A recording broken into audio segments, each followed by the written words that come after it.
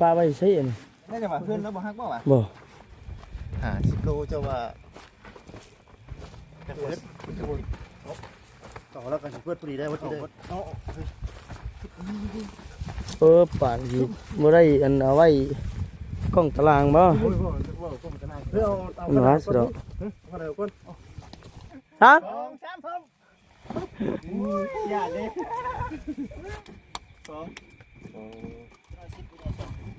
เป็นไง10 102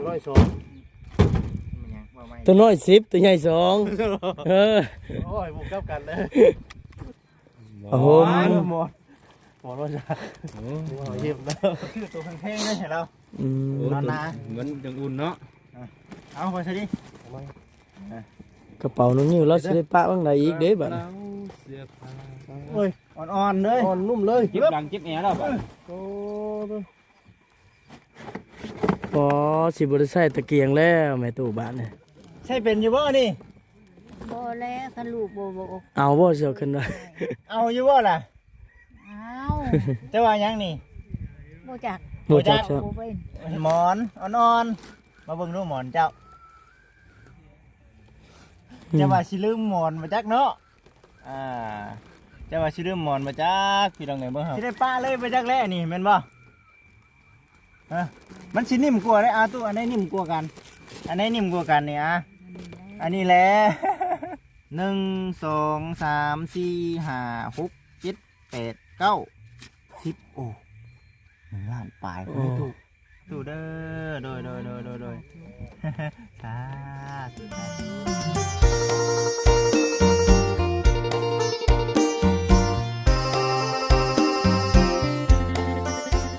พี่น้องเอ้ยกับทักทายสบายดีเด้อกับสบายดีสวัสดีพ่อแม่พี่น้อง FC ทุกท่านเนาะทางฝั่งลาวฝั่งไทยทางต่างประเทศเด้อพี่น้องเด้อมื้อนี้วันนี้เด้อพี่น้อง FC ทางบุจิตเองมาทางเมทัลคูนเนาะเมทัลคูนลูกเต่าปะละไลเนาะอยู่คนเดียวนั่นแหละทาง FC ทางหมู่เพื่อนเนาะทาง Facebook พ่อแม่พี่น้องทาง YouTube ได้เบิ่งคลิปพี่น้องเอ้ยเนาะก็เกิดมีความสงสารลาวเนาะอยากช่วยเหลือลาวพี่น้องเอ้ยเนาะคือณตอนนี้พี่น้องเอ้ยเนาะทางแม่เฒ่าเราก็อยู่เฮือนนั่นแหละมื้อนี้ก็ได้ทางบ่จิตเองก็ถือว่าได้รับหน้าที่เป็นสะพานบุญเนาะให้กับทางผู้รักผู้ใหญ่พี่น้องเอ้ยเนาะและก็ทางน้องๆFacebook นำมื้อนี้ก็สินำเครื่องนำของนั่นแหละพี่น้องเอ้ยเนาะเอามาให้เนาะเอามาให้เราแล้วก็เป็นเงินบางส่วนพี่น้องเนาะพอให้เราติดถุงติดไทยไปซื้อของอยู่ของกินเนาะหรือว่ามีคนมาค้ามาขายก็อะไรอยากก็ซื้อกินหรือว่าแห่กระตุนกระโตไว้ซื้อคือซื้อยายามเจ็บเป็นอุ่นพี่น้องเอ้ยเนาะก็เป็นน้ำจิตน้ำใจเนาะของผู้ใจดีให้แหละพี่น้องเอ้ยซึ่งทางบุจิตเองก็คือว่าเนาะสิ่งที่สดช่วยเพิ่นได้ก็เหือแห้งหรือว่ากำลังจิตกำลังใจแล้วก็เป็นผู้ที่นำพาเนาะการงานที่ว่าทางผู้รักผู้ใหญ่ผู้ใจบุญเพิ่นมอบหมายมาส่งต่อทำให้มันสำเร็จพี่น้องเอ้ยเนาะมื้อนี้ทางบ่จิตเองก็เดี๋ยวเด้อพี่น้องเนาะมีข้าวข้าวสารน้ำแน่หลักๆเลยมื้อนี้พี่น้องเนาะทางบ่จิตเองซื้อเป็นประเภทพวกข้าวเด้อพี่น้องพวกข้าวสารแน่แล้วก็จะเป็นในเรื่องผ้าห่มผืนนอนเนาะผ้าห่มผืนนอนนี่บอกขออนุญาตนำพี่น้องเลยเนาะทางบริจิตเองนะได้รับหน้าที่เป็นสะพานบุญเนาะให้กับอู่ขายรถเนาะอู่ขายรถใหญ่เบิ่งเด้อพี่น้องนะทางบริจิตเองสิเอาขึ้นซื้อห้านเพิ่นพี่น้องเนาะห้านวันณภาพี่น้องเอ้ยเนาะห้านวันณภาซื้อขายเลขเปลี่ยนรถใหญ่มือสองเนาะทั้งสุดทั้งพรนั่นแหละพี่น้องเอ้ยครับเทิร์นรถใหญ่น้ำเนาะทุกชนิด เบอร์โทรก็เดี๋ยวทางบ่จิตเองสิอ่าขึ้นให้พี่น้องเอ้ยเนาะตอนนี้นะเพิ่นอยู่ไสเนาะเบิ่งก่อน อ่าบ่จิตก็ถามเพิ่นพี่น้องนะเพิ่นบอกว่าอยู่เมืองไซเนาะอยู่เมืองไซเขงอุดมไซเนาะเพิ่นก็ให้บ่จิตมานี่2 ล้านพี่น้องเนาะ2 ล้านบ่จิตเองก็ซื้อเครื่องซื้อของมากก็เดือเงินอยู่600,000 นี่แหละบ่จิตเองก็เลยบอกเพิ่นนั่นแหละว่าเงินอยู่ในจำนวนนี้บ่จิตเองก็สิเก็บไว้ซื้อเครื่องสมทบเฮ็ดเรือนเพราะว่าทางทีมงานเนาะมีแผนการว่าจะปลุกกระต๊อบให้เราดีขึ้นกว่าเก่านะพี่น้องเอ้ยทางบ่แซนเพิ่นเนาะตอนนี้ก็กำลังสั่งเสาแล้วพี่น้องเนาะกำลังสั่งเสาแล้ว เบิ่งแล้วก็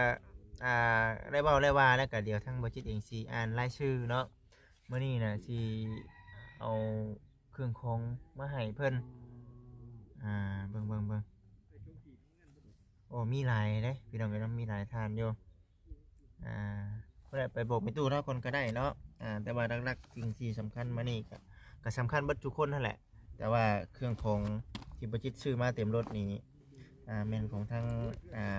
ร้านค้าขายรถเพิ่นพี่น้องเอ้ยเนาะก็จังใดก็ตามแต่เนาะขอขอบคุณขอบคุณในหลายเนาะทุกคนเนาะที่เป็นกำลังจิตกำลังใจให้กับทางเมตู้ที่มีน้ำจิตน้ำใจอยากแบ่งปันเนาะอันนี้ก็เป็นกติเตือนใจให้กับลูกๆหลายๆคนเนาะทำดีกับพ่อกับแม่ให้ได้หลายๆพี่น้องเนาะ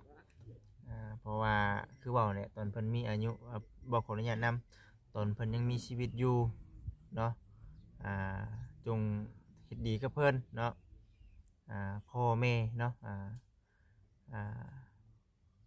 มีคนเดียวพี่น้องเอ้ยเนาะอยู่เบิดบ้านเบิดเมืองนี่ก็มีหลายอยู่เนาะพ่อแม่ก็บ่คือพ่อแม่ตัวเองพี่น้องเอ้ยเนาะถึงสิเป็นในใดก็คือว่าแน่เนาะพ่อเฮาแม่เฮาเนาะเพราะฉะนั้นก็อันใดที่บ่คักบ่แน่เนาะก็พยายามปรับปรุงปรับความเข้าใจกันให้มันลงตัวเนาะบ่อยากให้เป็นเวรเป็นกรรมติดตัวเองนะพี่น้องเอ้ยเพราะฉะนั้นก็ในความเป็นจริงทางบ่จิตเองก็อยากให้ทั้งลูกเต้าครอบครัวเพิ่นหักแพงปรองรองกันนั่นแหละแต่ว่าก็สิบ่ขอว่าจังใดมีแต่ว่าจากที่พังเบิ่งแม่ตู้เรานี่ก็ยังเนาะพี่น้องเนาะเราว่าโอ้เราก็อยากอยู่แบบนี้เพราะมันอยู่เฮือนตัวเองสบายจิตสบายใจพี่น้องเอ้ยเนาะอยู่เฮือนเพิ่นบ่คือเฮือนโตเฮือนลูกเขยก็บ่คือเฮือนตัวเองนั่นแหละไปซะพี่น้องเนาะเข้าไปหาทางแม่เฒ่าเราก่อนเด้อพี่น้องเด้อเนาะเว้ายาวในคลิปนี้ก็ได้สงสารเราพี่น้องเอ้ยนี่ได้เป็นพี่น้อง FC มีไผแน่นี่ทางบ่จิตเองก็สิบอกเนาะเพราะว่ามีหลายเจ้าอยู่พี่น้องเนาะบ่จิตก็สิว่านี่นะพี่น้องเอ้ยมีหลายมื้อนี้น่ะบ่จิตเป็นสะพานบุญให้หลายทานอยู่ได้มื้อนี้เด้อพี่น้องเด้อหลายทานทางแม่ตู้เฮาก็ได้อ้าวแม่เอ้ยสบายดีพี่น้องเอ้ยเนาะปึ๊บเป็นหนึ่งพี่น้องพาเด้อไม่เท่ามาแต่ใช้กินนี่มาแต่พาเขาไปเสียงเบิ่ง ไปเสี่ยงหยังเสียงเบิ่งลูกเพิ่นไปเสี่ยงเบิ่งลูกเสี่ยงแบบใดน่ะเสียงแล้วลูกเพิ่นเป็นงะลูกตัวเองเป็นงะตะกกมันรถเจือกไปโรงพยาบาลโดยปัวดีแล้วมาแล้วก็เป็นช่วงลุงสังหลังเลยไปเสี่ยงเบิ่งบัดไปเสียงเบิ่งไปเสี่ยงเพิ่นว่าเป็นไดบัดเพิ่นว่าพี่เฮ็ดบ่บัดพี่หน้าเฮ็ดพี่ให้พี่หน้าเฮ็ดอยากกินไก่พาเขาเจ้าไปเสี่ยงอ๋อก็จะไปน้ำเขาเจ้าหาเจ้าบ่โอ้ยเนาะ โดยพี่น้องเอ้ย บ่มีหมู่ไปเลยมาหาแล้วพาไป โดยมีตู้ได้เสือใหม่บ่นี่ แม่ เสือมาแต่ใช้ตัวนี้ชื่อเอง เสื้อละล้านไผเอาให้ ดานไพ่เอาให้โอ้พอดีกับเราเนาะพี่น้องเอ้ย พอดีกับเราแล้วอันนี้ปาโดเมื่อวานนี่ไปใช้เมื่อวานนี่ ว่านนี่บ่ได้ไปทางใดอยู่เพื่อน อยู่เฮือนบ่มื้อนี้นะลูกผู้ไปนำอยู่ป่าอ้อยผู้ แม่ไปพี่ โอ้อยู่บ้านนักเล็กนี่บ่จะไปนะ บ้านน่ะเสือบ้านเลยบ้านเล็กๆใกล้วัดขึ้นไปบ้าน ย่างไป ย่าง เออบ่เมื่อยบ่ เมื่อยไปเห็นได้หมู่หาแล้วก็พาไป หมู่ ย่าง หา ไปเห็นแล้วก็แป๊กๆนั่นแหละ หมู่หาแล้วก็พาไป แม่ เออ บ่ไปก็คือขี้หมู กันบ่ไปบัดขีนหมู่เนาะชาวบ้านนี่แหละเนาะ ชาวบ้าน หมู่ชาวบ้านนี่ได้นี่เห็นบ่บัดเพิ่นอาศัยตัวบัดตัวอาศัยเพิ่น แม่ คิดเห็นแบบนี้แม่นบ่ก็เลยพากันไป พาไป อืมมีตู้กินข้าวกับหยังมื้อนี้ มันยังกินข้าวกับปีกหมู ยังบ่เบิดบ่หมูลูกเอามาให้มื้อน่ะ ย่าง กินให้ไรคือนานเบิดแท้ ผู้เดียวกินเนาะ ผู้เดียวกินบ่ ก็บ่ได้ผู้เดียวแล้วเพื่อนนี่ให้เพื่อนนั้นให้เพื่อนนั้นก็ให้ ให้ เพื่อนไก่กันให้ ปลาทูเด้ ปลาทูกับพอดีแม่ได้กิน3โต น้องนั่นปันกันเบิด นอกนั้นก็ได้เพื่อนนั้น3โตเพื่อนนั้น3โตเพื่อนนั้น3โต เอาในนี่เลยแม่นบ่ เอาแนวนี้ โอ้ย มันก็เหลือไว้แต่ไข่ก็เฮือน2หน่วยให้ ไข่ก็เฮือน2หน่วย เบิด12หน่วย เบิด12หน่วย เออ จักเฮือนนี่เบิดบ้านนี่ ลายลังเฮือนแล้วเช้า โอ้ เช้าไปลังค่าพุ่นแหละเอาให้แต่สิหา6ลังเฮือน บ่ได้ให้เบิดปานใดมันบ่ครบเนาะ ได้มันบ่ครบ อื นั่นแหละ มแม่นหั่นแหละ มี ตู้ น้อยก็ให้น้อย มีน้อยก็ให้น้อยเนาะ ไว้ ไว้กินเฮาเอง ป้ายังบ่ได้กิน ปองปลายังบ่ได้กินบ่ เออเนาะถือว่าทางแม่เราก็มีน้ำจิตน้ำใจพี่น้องเอ๋ยเนาะอยากแบ่งปันเนาะเป็นจังไดหลังจากว่าทางทีมงานเขามาหาลูกเต้ามาหาอยู่บ่ตู้บ่มาใกล้เลยยันว่าโอ้รถใหญ่เพิ่นมาหยังหั่นนะมาถามไทยแบบใดเพิ่นบ่ได้มาหาบ่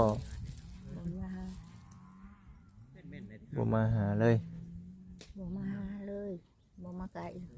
ว่าแม่เป็นแนวใดเป็นแนวใดบ่มาไกลเลยลูกเต้าก็บ่ให้มาไกลอีก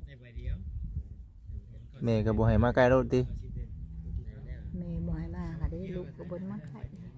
ลูกก็บ่ต้องมา ตะกี้มานอนนำจะส่ง3คืนหลานหน่อยนะมานอนนะ อันนั้นคือแม่สิหายเรื่อยๆได้ลูกบ่มาญาติแม่เฒ่าหายแล้วบ่มา หลานน้อยนะ หลานหน่อยนะก็ ตะกี้หลานน้อยน่ะมาอยู่น้ำอยู่ ตะกี้มานอนน้ำอยู่หลานหน่อยนะ บัดนี้น่ะลูกหลานก็บ่มาบ่ ส่ง3คืนบ้านนี้บ่มา เจ้าบ่ได้ให้บ่หลาน บ่ได้หาย บ่ได้ให้หลานบ่อ๋อ มีแม่ยังเขาก็ให้กิน แม่นบ่ คืออันข้าวต้มขนมลูกอามานี่แม่ก็เอาไปให้ ไปให้หลาน ไปให้ร้านนมในขนมในเอาไปให้ เอาไปให้เพื่อนๆผู้ ไปแล้วแม่บ่ได้ขับเขาให้คนอื่นเอาขึ้นไปให้นะ เออ แม่คิดใส่อันเด็กหน่อย2ตัวเงานอนทันเด้ หลานบ่ผมกินนี่ ร้านน่ะ ถึงสิออกมาพี่ก็ยังห่วงหลานอยู่เนาะคือแม่น่ะเนาะแต่ว่า พวงบนเลี้ยงบนเกลือบนใส่บนคั่วแล้วลูกเอ้ย บ่ ตัดใส่แห่ไปใส่บื้อกับผู้ค้านี่ อืม แม่นยังอยู่ดิ ก็เลยหักเพลงลูกหลานเนาะ เอาไป บัดนี้น่ะเขาเจ้าบ่มานอนน้ำบัด พระเจ้ากับบ่มากับบ่ได้ให้มียังลูกหลานเด็กหน่อยเขาบ่ฮู้ความแม่ให้กิน บ่เกี่ยวหรอกเด็กน้อยเนาะเดี๋ยวเด็กน้อย ผู้ยังน้อยอยู่เด้พี่น้องเอ้ยเขายังน้อยอยู่เฮ้ยงอมๆพี่น้องเอ้ยเนาะชักแน่ดิพี่น้องเอ้ย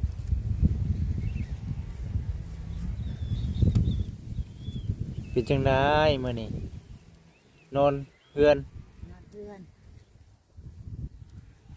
ลมลวงดีบ่ อืม ลมพัดบ่แม่นง่ายได้เนาะ มันแนวมัน หนาวอยู่บ่ เนาะ หนาวอยู่พี่น้องเอ้ยเนาะเฮ้ยเอาพี่น้องเอ้ยมื้อนี้ก็ลูกตู้เอ้ยข้าวยังหลายอยู่บ่ข้าวสารนะ นั่งได้มาเทื่อนึง ยังเลยมาเทื่อนึง จ้ะ โอ้ยเนาะฮ่ามื้อนี้ลูกน่ะซื้อข้าวมาให้พร้อมได้มื้อนี้ได้ จ้าจ้า สาธุไปจัน โอ้ยเนาะเอาพี่น้องเอ้ยเนาะเดี๋ยวเอาเครื่องเอาของมาให้ก่อนแล้วทั้งลูกสิว่าเนาะทั้งลูกสิว่าพี่น้องเอ้ยเป็นจังไดก็ได้มีแต่ว่าทางบัจิตเองให้ทางแม่ตู้ขึ้นไปอยู่ใช้ตู้อยู่เทิงบ่ได้เนาะหรือว่าจังไดอยู่เทิงอยู่เทิงก็ได้ป่ะพี่น้องเอ้ยเนาะไปเอาเครื่องเอาของทั้งทำแม่เพิ่นก่อนคือว่าเด้พี่น้องเอ้ยเนาะนี่ได้เฮือนซานด้านแป้นเข้าเฮาสิอยู่ได้แล้วบ่อยู่ดินพันกันเลยพี่น้องเอ้ยเนาะสิเอาเข้าไว้เทิงได้อยู่บ่ตู้มันบ่ฮักบ่ซะตู้ ลายก็บ่ โอ้หลายแต่บ่เราว่ะเนาะ บ่ฮักตัวลูก ฮะ บ่ฮักตัวเอาขึ้นมาไว้นี่ มันยังอันนี้น่ะน้ำนี่ เขา เข้าบ่นี่น่ะเบิ่งนู้นห่ายังเดือเท่านี้เข้าน่ะบ่เข้ายังเดือเท่านี้พี่น้องเอ้ยเนาะข้าวสารข้าวเหนียวตัวนี้ เนี่ย ข้าวเหนียวเนาะ ใช้อันน่ะของกินน่ะของอยู่ของกินอันนี้บ่ยังไข่นี่บ่ ไปกันยังป้องป้ากันยัง ไข่ก็ยังปองปลาก็ยังเนาะ น้ำก็หาก็กินเบิดกวดเดียว คือบ่กินหลายแน่เอามาแต่หึงแล้วมื้อนี้ก็เอามาให้อีกเด้อมื้อนี้สิเอาอยู่บ่เอามาให้อีกนะ กินตามลูกให้ก็เอากันว่าอันนั้น โอ้ แต่ว่ากินเนี่ยยังบ่ทันเบิดตัวซื้อ ของกินเนี่ยยังบ่เบิดอยู่ เออ เอ้าของกินยังบ่ทันเบิดเฮาก็บ่ได้ซื้อมาเพิ่มพี่น้องเอ้ยเนาะเอ้ยเฮ็ดจังไดเนาะเบิ่งทางทีมงานเฮาเฮ็ดจังไดวะทางใดพี่น้องเอ้ยแป๊บนึงทางทีมงานขอเหือขอแห้งหน่อยเด้อขอเหือขอแห้งก่อนพี่น้องเอ้ยเนาะมากับบ่แสนแน่กับบ่จิตเนาะมื้อนี้ก็บ่จิตเองก็เดี๋ยวเอาเครื่องของไปให้เราก่อนพี่น้องเนาะนี่ได้เป็นข้าวสาร50โลน้ำแน่พี่น้องเอ้ยเนาะมีแต่ขี้พุ่นได้ล่ะเอาพอสวัสดีสบายดีลงไล่แล้วบ่ลงคลิปน่ะมันสิมีสัญญาณอยู่บ่อยู่ทางนี้น่ะเรียบร้อยแล้วได้พี่น้องเอ้ยเนาะทางนี้มึงเนี่ยพี่น้องเนาะก็ตอบเราหั่นนะพี่น้องเอ้ยก็ตอบห้างได้อยู่บ่ได้บ่ครับเอาสบายดีลงได้แหละแต่ว่า เฮ้ยเหยียบมันสิบ่ฮักเลยเขาบอกนะให้เราไปเหยียบแล้วนี่เลยเนาะได้สวัสดีเนาะ ตัวก่อนเฮ้ย เอาข้าวสารก่อนก็ได้ไปบางวันเพื่อนเราสิบ่ฮักเนาะ เบรกวะ โอ้บ่ นักได้ เฮ้ยนี่กินหอยมือ ยอมรับว่าทางมานี่คุณบ่แม่นง่าย แม่น สุดยอด อ๋อสิป้าไว้ใช้อัน น่าจะว่าเพื่อนแล้วบ่ฮักบ่วะ บ่ 10โลเจ้าว่า ต่อแล้วกันเพื่อนพอดีได้ว่าที่ได้ เอา ป่านสิบ่ได้อันเอาไว้กล้องตารางบ่ เพื่อเอา มันหาสิดอก เอาออกก่อนลูกบ่ครับ เด้อมาเด้อ เฮ้ยน่ะ คือนักแท้บ่ คือนักแท้บ่ครับ โอ้กันนี่นะคือนักแท้เอ้า ได้อยู่บ่พี่บ่ข้างจังว่าข้างไหน3เด้อ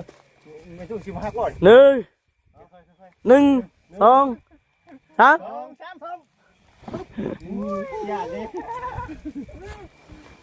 อันนี้เลยเข่าเลยได้ไปตู้นี่พอโดนน้ำจนเพื่อนผู้เฮ้ย โอ้เราสุดเฮ้ยบ่ฮักบ่หรอกไม่แดงเนาะ บ่ครับ ไม่ได้ยังเจียวบ่ฮักยังหมูได้เนาะยังอยู่เนาะ ยังเป็นมือกล้องให้เลยเด้อ เด้อได้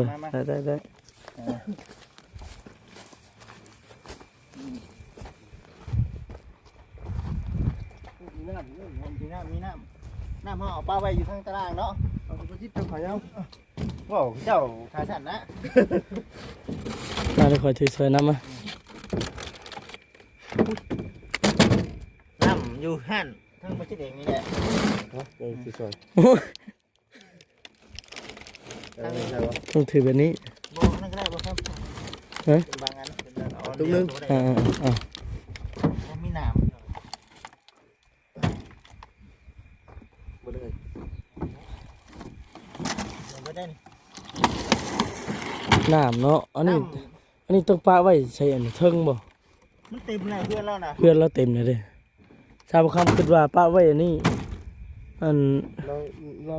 ราปิดไว้เนาะแล้วก็มีเนาะเนาะ ไว้ตารางก่อนเนาะ เพราะมันเต็มเลยเด้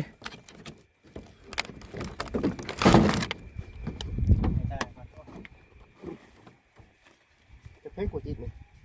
ตัวน้อยชิปตัวใหญ่อาณา2ตัวน้อยชิปตัวใหญ่2 ตัวใหญ่10ตัวน้อย2 มันยังว่าไม่ ตัวน้อย10ตัวใหญ่2เออ โอ้ยบุกกับกันเลยบุกกับเบาก้าวหายชื่อเสร็จแล้ว เนาะพูดอยู่กับใจดิ ใจลายยอดที่เราไง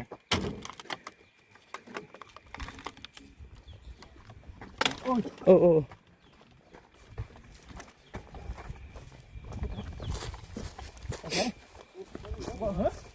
อันนี้ได้นะเอาลงมีนะ ฮะ อันนี้พี่ เอายังอยู่บ่ซะมีแต่น้ำบ่ซะ มันมีแต่น้ำเลยน้ำปลาดุมก็ได้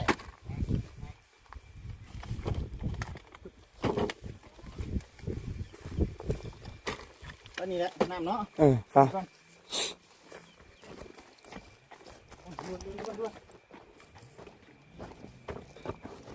เป็นไรมันยังอยู่เลย เอายังอยู่บ่ซะ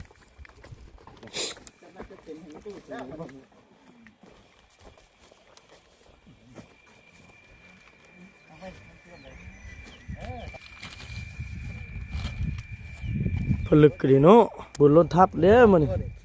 นี่ฮะพี่น้องเอ้ย คนละอุกย่านแต่เฮือนเราฮักแล้วก็เอาขึ้นเบิดน่ะแฮงอีกบ่จิตสิแปลงเฮือนให้เราอีก มีอะไรเห็ดใหม่ให้เราเลย โอ้ เห็ดใหม่ให้เรา ซั่นบ่ ร่างช่างเช้าพี่น้องเด้อตัวนี้เด้อ เออ ทั้งประเสียนเพิ่นดอก บ่ นี่ดิ โอ้ เอาเทม โอ้โห หมด หมดว่าจะ โอ้ เยี่ยมแล้ว คือตัวแพงๆเลยให้เรา นอนนา เหมือนยังอุ่นเนาะ เอาไปซะดิ กระเป๋าน้องนิ้วเราสิได้ปะบ้างใดอีกเด้บัดนี้ เสื้อผ้าง านเพลงเลยบัดนี้ บ้า เข้าห้อง ที่แดงเนี่ยที่แดงอันแม่นบ่เวียนห้องเพลงเด้อ อันเบา โอ้ยได้เดียวนึงแกเนาะ โอ้โหกระบะแล้วเลยไปซะดิปันกัน เอาขึ้นด้วยรถเราเสียเนาะบัดนี้ปั่นกันแล้วล่ะครับเนี่ยได้บัดนี้ได้ เด้อเสียดายเด้อปล่อยกันลังนาพอดีเลยคอยยัดประตู มา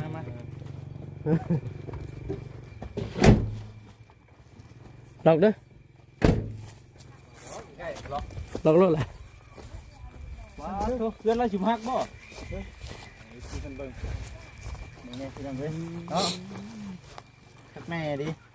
โอ้หมอนนุ่มไม่ตู้เลย อ่อนๆเลย อ่อนนุ่มเลย เจ็บหลังเจ็บแหนแล้วบัด โอ้ นี่ก็ยากขึ้น เอากระไดขึ้นก็แมว รัดทุ่งรัดท่า ขึ้นในรถบางทีละขายยาวอยู่ ไปหาไปตู้เอาต่อให้เราเลยเด้อเจ้าเด้อ ได้ ผู้ชิบ่ชิจะตีให้น้ำจีเพียง โอ้เนาะ เดี๋ยวตีให้แต่ว่ามันเป็น เดี๋ยวกล้วยกวน แต่เป็นไม่แดงเนาะ เอาระยะอยู่ฮะ คิดจะตีให้ อุ่นน้ำเราเฮียยากเลยพู อ่ะขออนุญาตน้ำ น้ำเราตกเลย พดเอาเด้อไม่ตู้พดเอาสามชาติได้เพื่อนบนอยู่บนเช่าเครื่องคองนะว่าขออนุญาตน้ำพี่น้องเอ้ยเนาะกายังซิมีอีกอยู่หรอก แต่ว่าบุจิตบอกว่าพื้นที่ไว้เครื่องของมันยังบ่อำนวยความสะดวกเบิ่งโอ้ยไม่ตู้เอ้ยมันเป็น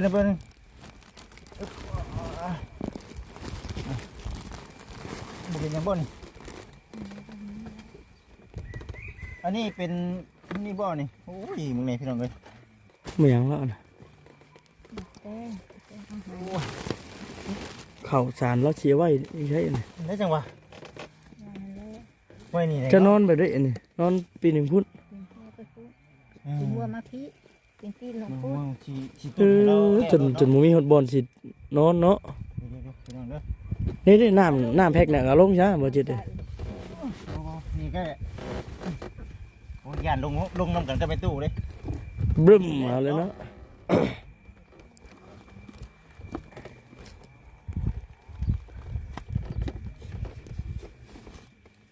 เป็นแบบนึงนะเดี๋ยวสีลูกสิแนะนำพี่น้องเอ้ยเนาะลูกมือถ่าเลยทางนี้ ดีใจอยู่บ่ ดีใจผมมกขอบใจ สิกินจักเดือนนี่ตู้ เยอะประมาณ2 เดือนพูดแล้ว ประมาณ2 เดือนพุ่นใดพี่น้องเอ้ยเนาะมันคืออีหยังนี่ตู้โอ้เป็นหยังโอ้บ่ได้ดอก บ เนาะ อกเลยนะ ขออนุญาตเด้อพี่น้องเด้อเนาะหาบ่นั่งคักๆก่อน เอาขนมมาไว้นี่ก็ได้ มีเบิ่งบัญชีจุดไว้อยู่มีหลายทานเนาะมีหลายทานที่ว่าชดช่วยเด้อที่ว่าชดช่วยนี่เป็นเองพี่น้องเอ๋ยเนาะ ต้องเบิ่งเลยเนาะ ต้องเบิ่งชึบต้องให้ละเอียดพี่น้องเอ๋ยเนาะมีข้าวเนาะอันนี้เป็นหลอกไผ่เด้อพี่น้องเด้อ อิโซลาเซลล์ ดอกไผ่แสงแดดเท่านี้แหละนี่โอเคแล้วสิติดตั้งดอกมีทางหมู่ครูอยู่พี่น้องเนาะแล้วสิติดตั้งให้เรามีดอกไผ่เนาะดอกไผ่โซลาร์เซลล์ตัวนี้นี่เท่าไหร่ว่าเบิ่ง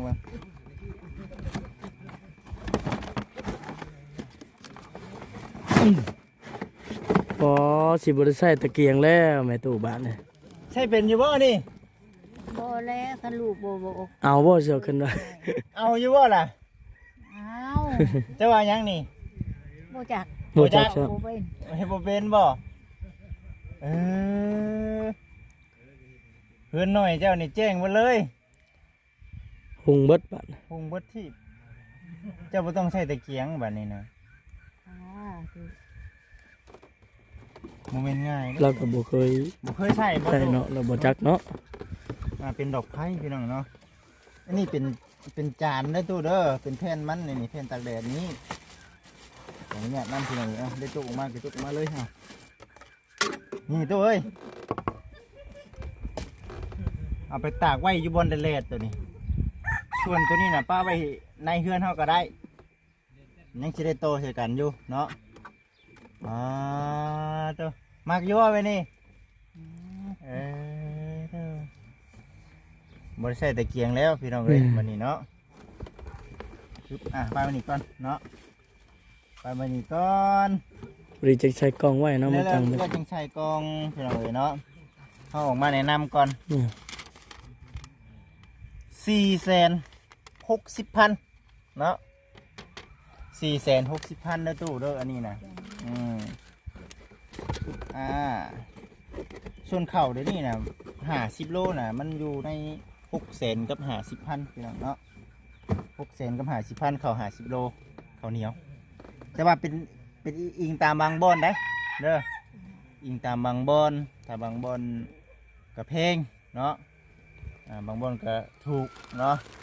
อันนี้จะเป็นหมอนอ่อนๆมาเบิ่งดูหมอนเจ้า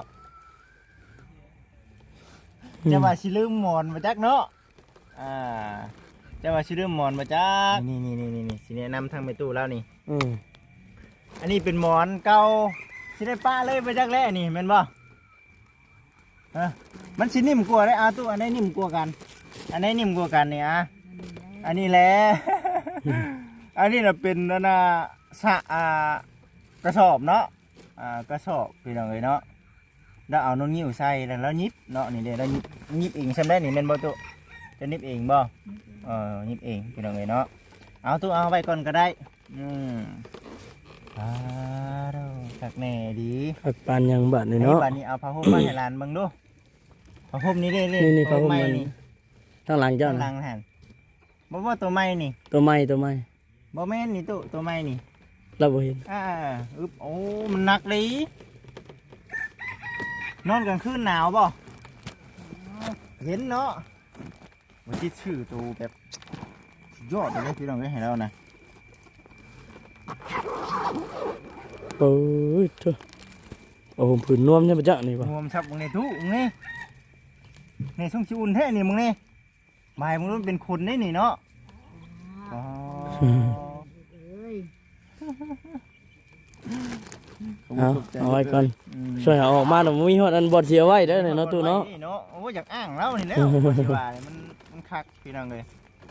ปึ๊บผ้าห่มผืนนอน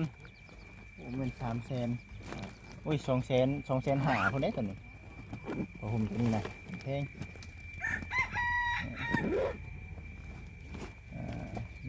คิดให้ในตู้ก่อนสิห่มอยู่บ่ได้นี่สิได้ว่าสิห่มตัวเก่าหรือสิหลายของ ผมอยู่แล้ว ตัวมาคักแน่เนาะ เต็มเลยเนาะ เออบ้านในหมดมะเร็งสินอนจังไดบ้านนี่สินอนจังนี้บ้านนี่ มาสินอนอยู่นี่บ่ นอนเชิงกันทางขึ้นบันไดได้เนาะ โอ้แจ้งอยู่บ่คำเห็นอยู่บ่ อ่า ย่านอยู่บ่บัดมันหลายเด้นี่เนาะ ตายเลยเด้อ ๆ มันหลายแล้วย่านเด้บัดนี้บัดนี้น่ะว่าขออนุญาตนำเด้อพี่น้องเด้อเนาะส่วนในเรื่องคุมอยู่คุมกินน่ะตัวนี้ยังอยู่ก็ว่าพ่อแม่พี่น้อง FC อยากช่วยน่ะเป็นสมทบเรื่องเฮือนเรื่องชาน แม่ เพราะว่าเป็นจังไดมื้อนี้น่ะสิมาแจ้งโอ้ยบ่พอว่าหรอกพี่น้องเอ้ยเนาะ ถือว่ามีผู้ใหญ่ใจบุญเนาะทางบ่แสนเพิ่นตอนนี้เพิ่นสั่งเช่าได้ได้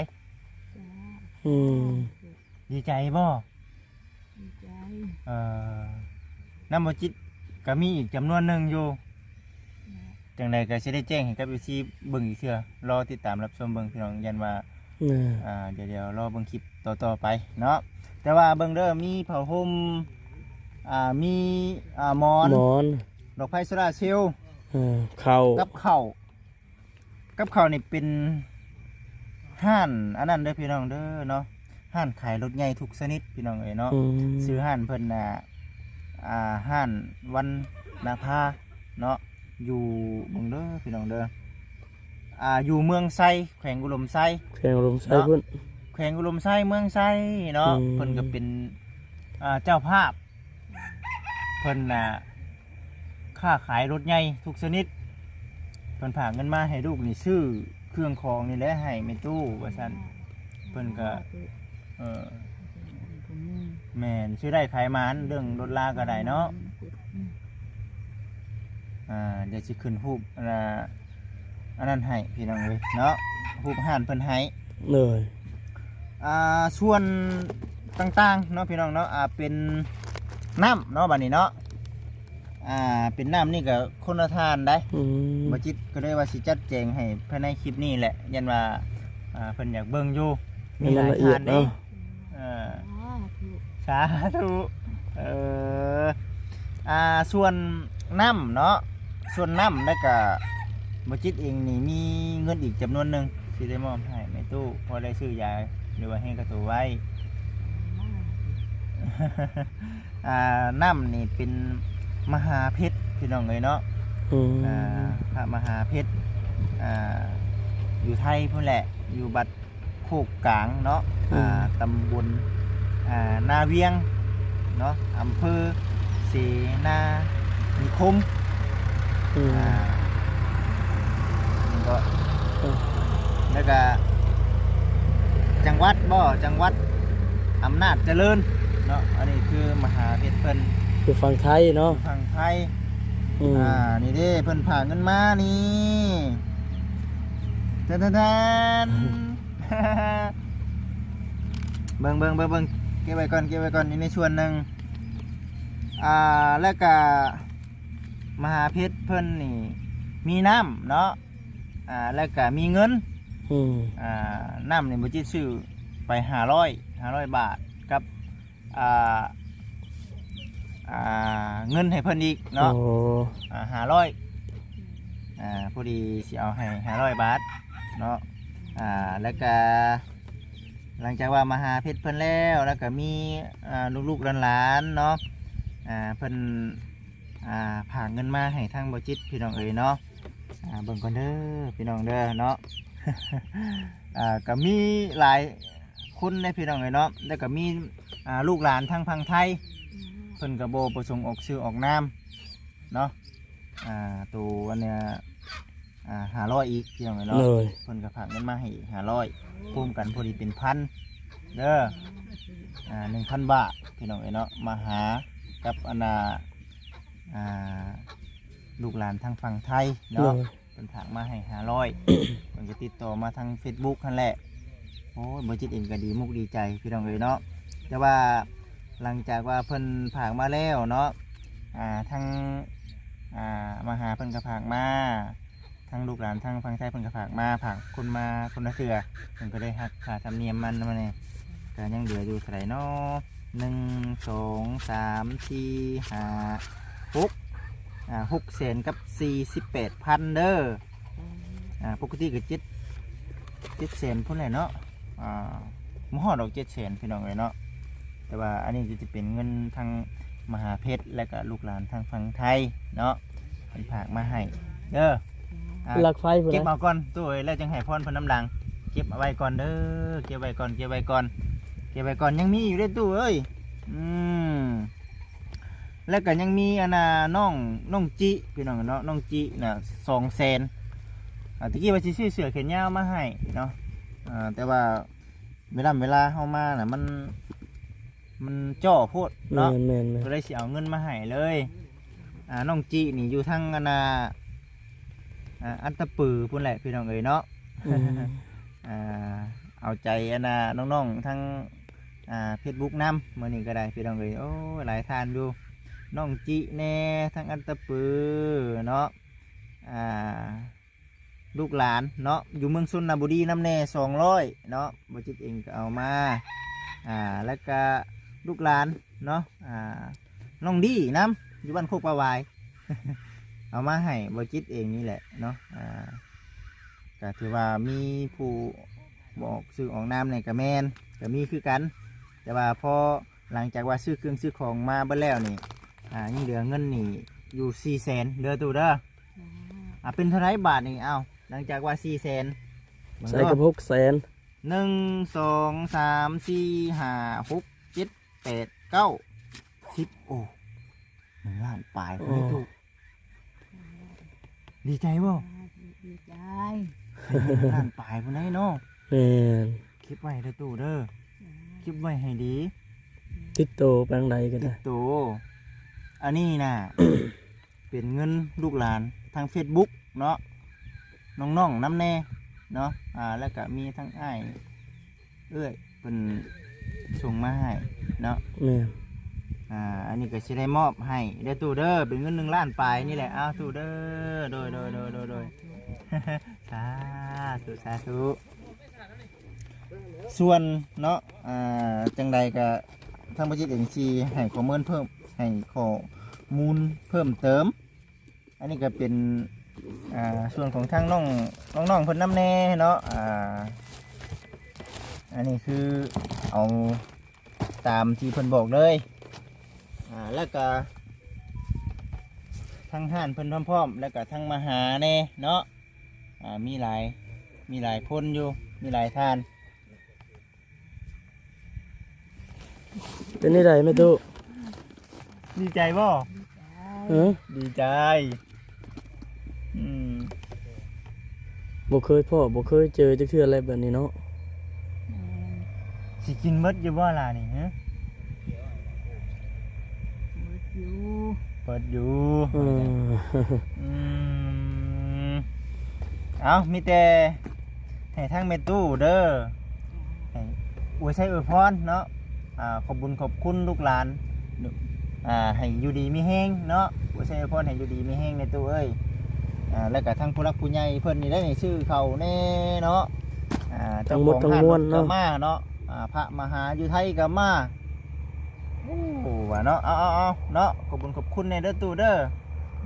ให้พรลูกหลานแน่ ใจเด้อลูกเอ้ยที่มาช่วยแม่นี่แล้วเต็มห่วงเต็มตานี่เขาสารอาหารแห้งปูปลาน้ำเพนม นม ตุ่มข้าวนม น้ำใน น้ำใน ผมผืนนอนเนาะ นอนขอให้ลูกอยู่ดีมีแห้งผู้คนเด้อความเจ็บบ่ให้ได้ความไข้บ่ให้มีเป็นต่อไปขอให้มีสุขภาพแข็งแรงมัน สาธุสาธุอยู่ดีมีแห้งให้แม่ตู้ก็ได้เด้ออันนี้แม่ตู้ต่อเป็นอยู่บ่นี่ บ่เป็นแล้ว บ่เป็นครับไม่บ่เป็นเฮาก็สิได้เอาลงไปต่อให้เราก่อนพี่น้องเอ้ยเนาะ ต่อเลยป่ะ ต่อพุ่นละยังบ่สะดวกปานใดอยู่วางนี้สิเก็บไว้ใช้นี่ตู้โอ้ยเพื่อนมีคนไว้ เอาไว้ก่อนก็ได้อัน พ นั้ อน ก่อนเนาะบัดนี้เนาะพอก่อน รู้สึกว่ายังมีหลายแล้วเนาะตู้เนาะเครื่องของเนาะมีแต่ว่าสิเก็บไว้ เดี๋ยวได้อันเฮือนหลังใหม่ก่อนเนาะ แม่น เฮือนหลังใหม่มันแล้วก่อน เอาไว้หลายก็เฮาบ่อยู่นี่โอ้ย บ่มีหดบ่เจ้าของสินอนพุ่นแล้ว เจ้า นี่ ของนอนบัด เฮ็ดจังไดบาดทีนี้ เนาะ สิจัดสิแจงจังไดบาดนี่ นี่สิออกไปต่ออยู่ตารางก่อนกัน แม่นข้าวนี่ก็ต้องได้ตั้งไว้เด้จังสิได้อันตักเอาได้เนาะ เข้าติน้ำในก็อยู่เทิงอีกเนาะใครเนาะ ตั้งนอนไว้ก็ได้เด้อ ป้านนี้ก็ได้เนาะ อืม มันบ่มีวันไหวตัวนี้ครับ แม่น มาบ่นอนเจ้าได้นี่เนาะก็สิตะกี้ว่าสิซื้อตัวนี้มาอีกแหละ บ่มีบ่อนไว้เลย บ้านนี้แล้วสิแล้วนี่เบิ่งเด้อตู้เด้อเนาะรถคนมาเนาะ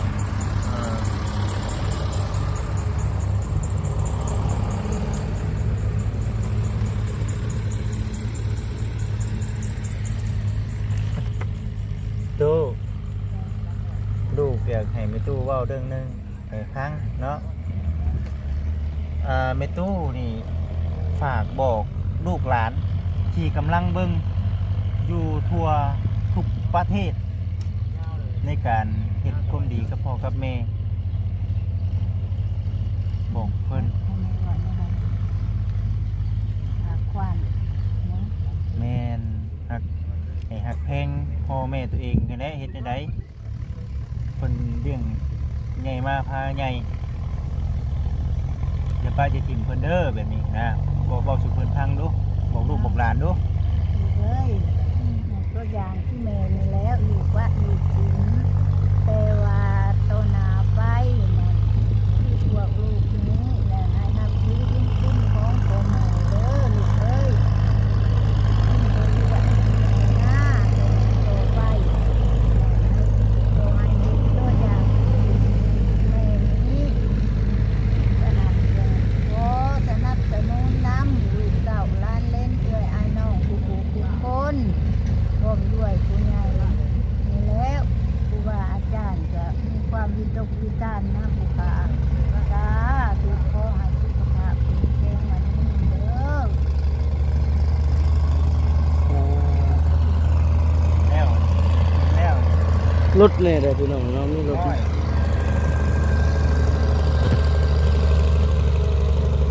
นั่นแหละที่ทำเลยเนาะก็ถือว่าผากถึงลูกเต้าวัดทุกคน อย่าให้เป็นแบบอย่างเนาะคือทางแบบนี้บ่ให้มีแบบคือแม่เนาะ คือแม่ได้แล้ว พ่อมาแล้วเนาะ พ่อมาแล้วประสบการณ์มาแล้วแต่นาไปแล้วบ่ยังอันนี้คือแม่ดับผู้ดีกายนาขึ้นไป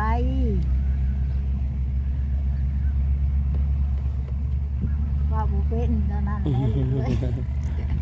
แล้วแม่สิอยู่ได้บ่นี่เอาคนเดียวนี่ตลอดไปนี่สิอยู่ได้บ่ ได้ ชาวบ้านเบิ่งอยู่เนาะ แต่ว่าพวกเดียวบ่เป็นเป็นยังที่ลูก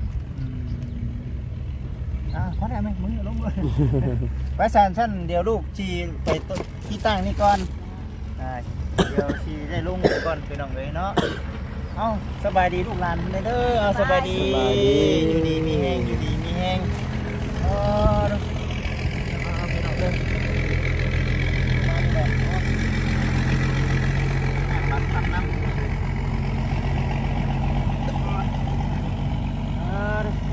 เอาไปประกอบพุ่นบ่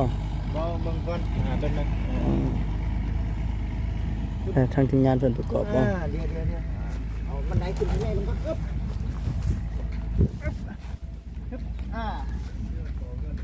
ได้เนาะตัวเนาะมาจ้ะพี่น้องเอ้ยกะสีแนวนี้แหละพี่น้อง FC เวลามื้อนี้พี่น้องเอ้ยเนาะทางบ่จิตเองกะสิได้ จบคลิปก่อนพี่น้องเอ้ยเนาะทางทีมงานเฮาก็มาหลายคนอยู่มื้อนี้ก็ถือว่าโอ้เนี่ยดีใจพี่น้องเนาะดีใจเป็นนึงดีใจพี่น้องเนาะดีใจนำทางไม่เท่าที่มีผู้ใจบุญสดช่วยเบิ่งอะไรละเอียดอีกเทื่อก่อนบ่จิตยันขัดตกบกพร่องพี่น้องเนาะอยากให้FC อยากให้ทั้งหมู่เพื่อนเข้าใจเนาะมื้อนี้เนาะพี่น้อง FC ทางบ่จิตเองเนาะดีใจหลายได้ทำหน้าที่เป็นสะพานบุญเนาะให้กับทางห้านเนาะให้กับทางห้านวันนาภาพี่น้องเอ้ยเนาะอยู่เมืองไซแขวงอุดมไซเพิ่นเป็นห้านขายรถใหญ่เนาะทุกชนิดเบอร์ติดต่อเดี๋ยวทางบัญชีเองซีเอาขึ้นให้กับพ่อแม่พี่น้อง FC ได้เบิ่งได้ชมเนาะเพิ่นก็มีน้ำจิตน้ำใจเนาะอยากช่วยเหลือทางเมตู้แล้วก็เงินส่วนที่เหลือบัญชีเองก็สิพยายามเอาเครื่องเอาของมาการสมทบช่วยกับทางบ่แสนในเรื่องการเฮ็ดกระต๊อบน้อยไม่ให้เราอีกพี่น้องเลยแล้วก็จะเป็นทางพามหาเนาะพามหาเพชรวัดโคกกลางเนาะตำบลนาเวียงอำเภอเสนานิคมเนาะจังหวัดอำนาจเจริญเป็นผังเงินมาให้บัญชี 1,000 บาทให้ทางบัญชีเองนี้เนาะเอาเงินให้เราแล้วก็เอาน้ำให้เราส่วนทางห้านขายรถใหญ่นะเป็นชื่อเข้าไพศาลเซลพระห่มและก็มอนพี่น้องเอ๋ยเนาะและก็มีเนาะ